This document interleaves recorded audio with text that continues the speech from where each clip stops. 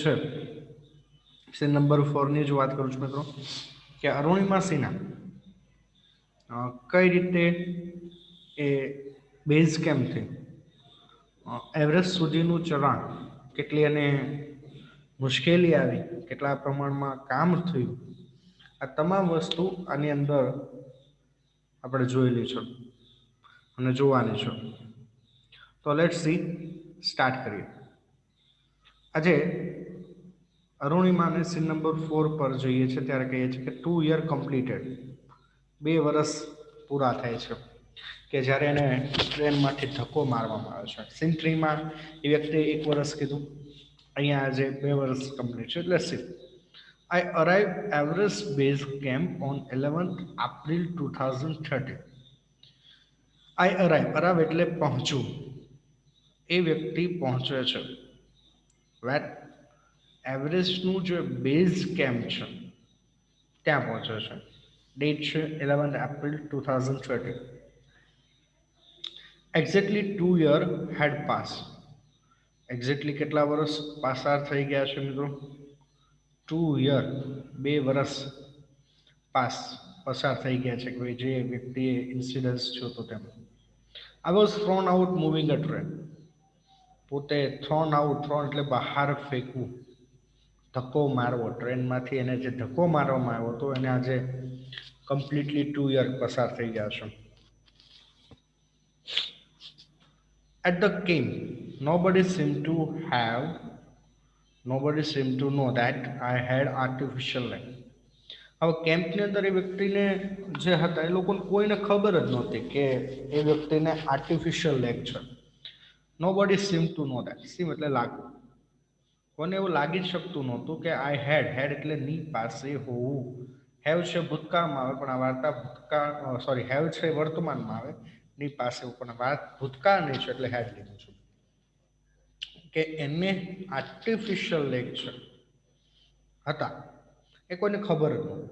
પણ બને છે એવું, એકવાર પોતે બેઝ કેમ્પમાં આવતા હતા એવરેસ્ટ ચઢાણ થોડુંક ચડીને, ત્યારે એના પગ વારંવાર લપસી જાય છે.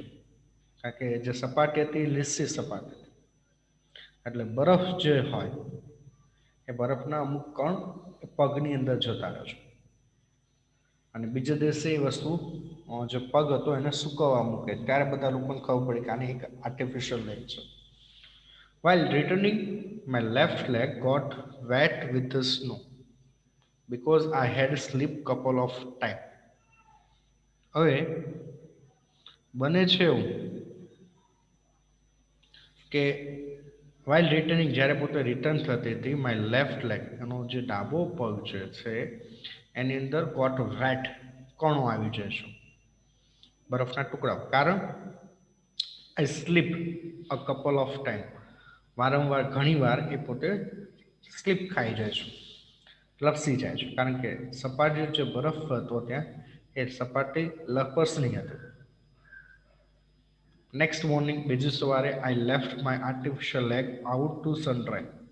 બીજી સવારે એના જે આર્ટિફિશિયલ લેગ જે છે એ પોતે સુકવવા માટે, સૂર્યના તડકામાં સુકવવા માટે મૂકે છે. એટ ધ ટાઈમ, આ સમયે, some foreigners realise that I had only one leg. ત્યારે સમ ફોરેનર, અમુક જે ફોરેનર જે છે આઉટ ઓફ ઇન્ડિયાથી આવતા લોકોને અહેસાસ થાય છે કે આઈ હેડ ઓનલી વન લેગ, કે ભાઈ એને તો માત્ર એક જ પગ છે, માત્ર વન લેગ, એક જ પગ છે. After that my TRP score, અને ત્યાર પછી એ વ્યક્તિ કહે છે મારી ટીઆરપી એટલે ટેલિવિઝન રેટિંગ પોઈન્ટ, એટલે કે એની પ્રસિદ્ધિ, ટીઆરપી જે છે એ સિરિયલ કે કોઈ વ્યક્તિની પ્રસિદ્ધિ કેટલી છે એના ઉપર છે. તો લોકોનો અહેસાસ થયો કે એને એક લેગ છે, બીજો પગ છે એ આર્ટિફિશિયલ લેગ છે. એટલે આ તમામ બાબતો એ મોસ્ટ ઇમ્પોર્ટન્ટ છે in my final expedition to સાગરમાથા.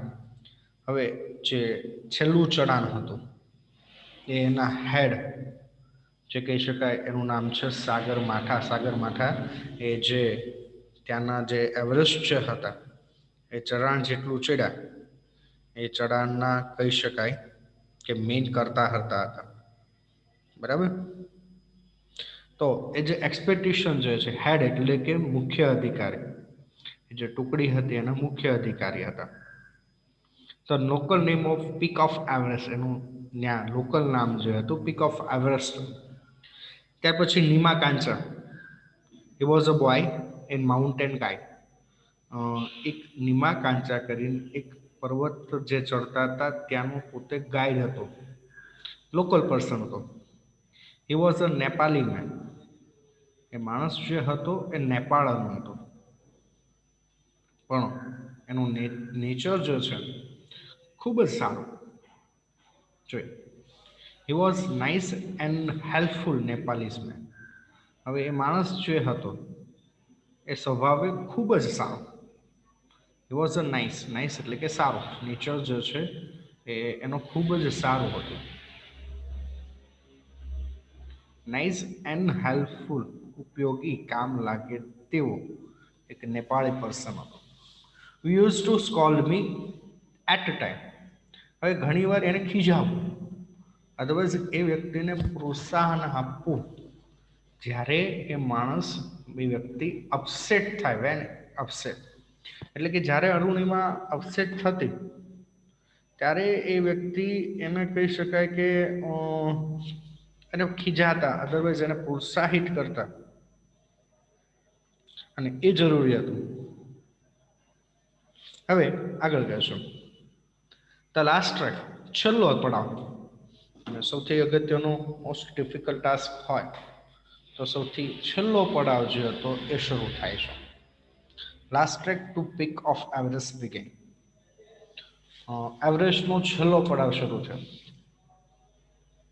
It was very dangerous and narrow path. સૌથી મુશ્કેલ વિડો, ડેન્જરસ હતો, સાથે સાથે નેરો પાથ એટલે કે જે રસ્તો હતો એ ખૂબ જ સાંકડો હતો. એ ચઢાણ જે ચડવાનું હતું સૌથી મહત્વનું હતું, છેલ્લું ચઢાણ હતું. પણ જેમ જેમ માણસ એ ઉપર જતા કે એ રસ્તો સાંકડો થતો હતો, અઘરો થતો ગયો. I slip and fell again once. હવે એ પોતે ઘણીવાર સ્લીપ ખાઈ જાય છે, લસરી જાય છે, એન્ડ ફેલ, પડી જવું. હવે પોતાને આવું થાય એટલે she is artificial leg, she has artificial leg. એને આર્ટિફિશિયલ લેગ હતો એટલે એના પગની અંદર પણ દુખાવો શરૂ થશે. સાથે સાથે આપણે ઘણી ગુજરાતીમાં એક કહેવત છે કે દુખ્યો હોય ને એને બે અષાઢ મહિના હોય. એટલે કે એને એક પગનો તો દુખાવો હતો જ નો ડાઉટ, પણ એનું જે ઓક્સિજન જો છે એ પણ હવે પૂરું થવાની તૈયારી પર. એટલે અહીંયા કહે છે even my oxygen was running out.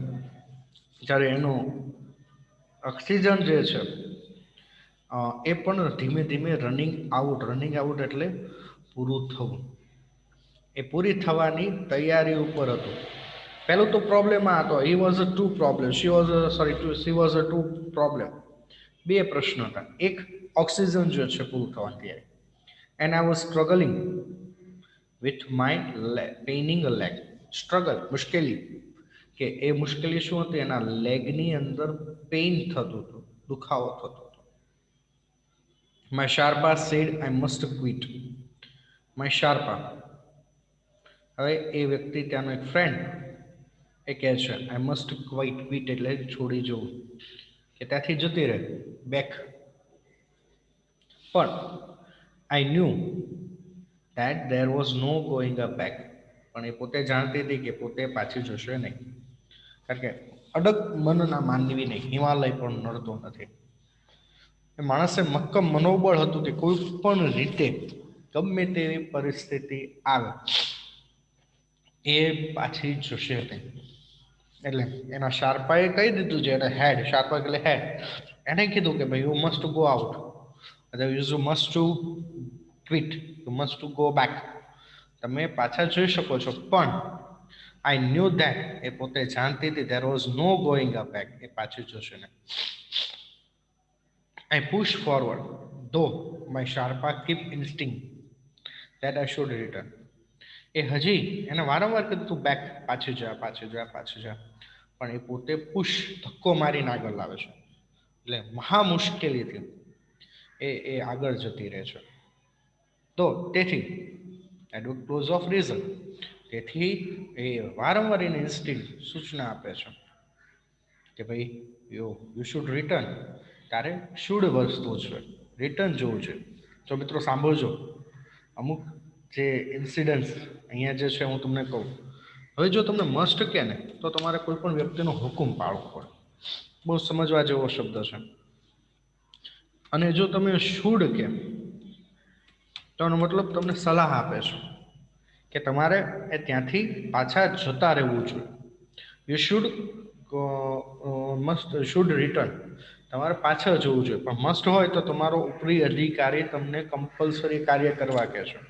પણ અહીંયા જે વ્યક્તિ જે છે ઉપરનો હેડ, એને અરુણિમાને કહે છે યુ શુડ રિટર્ન, તારે પાછા જવું જોઈએ એવી સલાહ આપે છે, કમ્પલસરી નથી કહેતા. તો એ વ્યક્તિ સ્પષ્ટ કહે છે કે I have enough oxygen to reach submit and hosted my countries flag. જો મારી પાસે પૂરતા પ્રમાણ ઓક્સિજન છે, જે ઓક્સિજન દ્વારા હું એવરેસ્ટ ઉપર ચડીશ. એનો મુખ્ય હેતુ શું હતો? અને સબમિટ કરી, સબમિટ એટલે અર્પણ કરવું, અને મારા દેશનો ફ્લેગ, ધ્વજ, રાષ્ટ્રધ્વજને હું ત્યાં લહેરાવીશ. બાકી જેટલા લોકો એવરેસ્ટ ઉપર ગયા હશે એ બધા જ દેશના લોકો પોતપોતાના દેશનો રાષ્ટ્રધ્વજ છે એ લહેરાવવા માટેનું કામ કર્યું છે.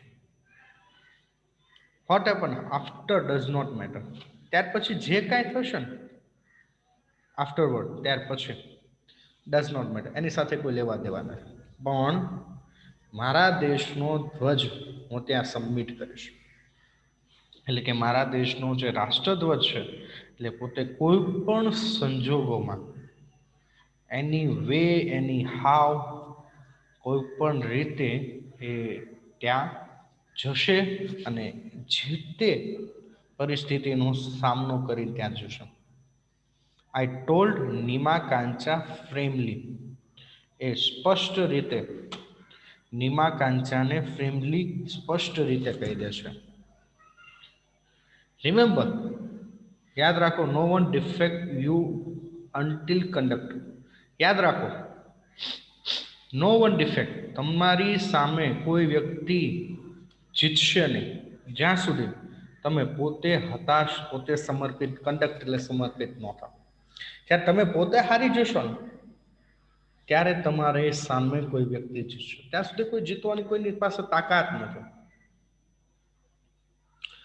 અને occasionally failure will test you but keeping a try. જો પ્રસંગોપાત, ઓકેઝનલી પ્રસંગોપાત જો એ વ્યક્તિ ફેલ થાય ને તો એની એક ટેસ્ટ હશે, પરીક્ષા હશે. પણ આ પરીક્ષામાં ફેલ થયા પછી નાસીપાસ થઈ જાય એ જરૂર નથી, પણ એ કીપ અ ટ્રાય, સતત પ્રયત્ન ચાલુ રાખશે. કોઈ પણ સંજોગોમાં એ પોતાનો જે કાંઈ પ્રયત્ન છે એ પ્રયત્ન ચાલુ કરશે. Some doors opportunity will certain open, અને અમુક પગથિયે, અમુક બારણે તમારી પાસે એક ઓપોર્ચ્યુનિટી મળશે, તક, અને તક હંમેશા તમારી રાહ જોઈને સર્ટનલી અચાનક ખુલી જશે. Try and try will be success, પ્રયત્ન કરતા જ સફળતા મળશે. કઈ જગ્યાએ તમારી સામે મુશ્કેલી હશે, પણ એ મુશ્કેલી ક્યારે એ તક બનીને આવતી હોય છે. અને તક ઓળખતા આવડવી જોઈએ. સમ ડોર્સ ઓપોર્ચ્યુનિટી સર્ટેન, અચાનક કોઈ દરવાજો ખુલી જશે. Then I could see him following even as I continue to drag myself to talk. અને એટલે જ આઈ કુડ સી, હું જોઉં છું, સી ફોલોઈંગ મી, ઇવન જ્યારે એ પોતે કહે છે ફોલોઈંગ કરે છે, એઝ જાણે કે, કન્ટિન્યુ સતત મને કોઈ ડ્રેગ આગળ લઈ જતો હોય, એન્ડ માય સેલ્ફ ટુ ટોપ, હું મારા જાતને એ સૌથી ઊંચા સ્ટેજ ઉપર જોઉં છું. Drag walk continue, it finally happen.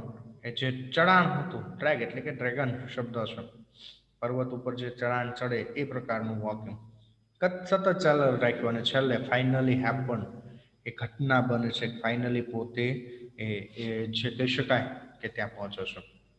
It's finally happen. ખરેખર એ વસ્તુ ત્યાં આપણે કહી શકાય કે જોઈ શકીએ છીએ. એટલે એના જે પ્રયત્નો છે, એની જે આવડત છે, એ આવડત બેઝથી કામ કરે તો એ કોઈ પણ સંજોગોમાં એ જે કહી શકાય કે એ માણસ જીતતો જ હોય છે. એટલે કોઈ પણ સંજોગે ઇટ વિલ બી પોસિબલ. હવે આજે અરુણિમા જો છે પોતે ચઢાણ ચડી ગઈ છે, એવરેસ્ટ ઉપર છે. એવરેસ્ટ ઉપરનું દ્રશ્ય કેવું છે? It is the top is a small 20 by 20 ice table. 20 by 20નું એક બરફથી બનાવેલું ટેબલ છે. I saw several flags of various country fluttering proud. હું જોઉં છું કે અમુક દેશના ફ્લેગ ધ્વજ એ પ્રાઉડલી ગર્વ સાથે ફ્લટરિંગ એટલે કે લહેરાઈ રહ્યા છે, ફરકી રહ્યા છે. I had lived mountain so many times. પોતે રહે છે મુમેન્ટ, જે મુમેન્ટ છે આ ક્ષણ, એને ક્ષણનો પોતે આનંદ ઘણા સમય સુધી માણ્યો છું. My mind that I do not know did not have to be told. Finally I have arrived. એનું જે માઇન્ડ જે છે એવું કહે છે it did not have to finally. એને ખ્યાલ જ નથી રહેતો, એને વિશ્વાસ નથી થતો પોતે આવી ગયા છે. At 10:55 AM on 21st May 2030. હવે જો એને 21મી એપ્રિલે શરૂ કર્યું હતું અને આજે 21મી માર્ચ મે થઈ ગઈ છે. લગભગ એક મંથનો ડ્યુરેશનની અંદર એના સપનું સાકાર થાય છે. ત્યાં એક મહિનામાં એને આખી જિંદગી, અધરવાઇઝ એને જેને નવો જન્મ થયો એક્સિડન્ટ પછીનો, 2 વર્ષની સખત મહેનત એને એક મહિનામાં બતાવી. મિત્રો બહુ અગત્યનું છે આ તમારા આખા વર્ષની મહેનત તમે શું કર્યું છે એ પ્રેઝન્ટેશન તમારે 3 કલાકમાં રજૂ કરવાનું છે. તમારી એક્ઝામ છે એટલે સૌથી લાઈફનો ગોલ્ડન પીરિયડ સમય એ અરુણિમાનો આ એક મંથનો. I was top of the world. હું દુનિયાના ટોચ ઉપર છે અરુણિમા કહે છે. What is a feeling? એને કેવી લાગણીઓ છે? I felt like a dancing, crying, laughing at the same time. એને ડાન્સ કરવો છે, રડવું છે, એને હસવું છે, આ બધું એક સમય થઈ રહ્યું છે.